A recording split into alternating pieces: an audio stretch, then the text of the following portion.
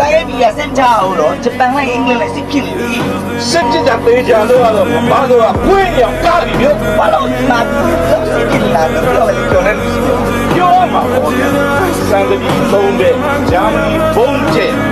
စစ်ကြီးကတဘာချင်းတက်ကျွတ်တို့လည်းမှာကွာထူလို့သွားပြီဗျာ ငါတို့တန်းဒီမှာဥပဒေဆိုတာရှိပါတယ် ဒီစင်းရဲကိုဥပဒေကအနိုင်ကျင့်တယ်လူချမ်းသာတွေကြတော့ဥပဒေကိုပြန်အနိုင်ကျင့်တယ်အဲ့ဒီဆိုတော့ဝယ်လို့ရတော့မသိဘူးဗျာဝယ်လို့ရရင်အသစ္စာပြီးစားကားတွေအကုန်ပုံပေါ်ပြီးတော့ဝယ်ပြီးလိုက်ခြင်း နက်ကချမ်းသာကြွယ်ဝတဲ့လူတွေကစောင့်တာပါဗျာ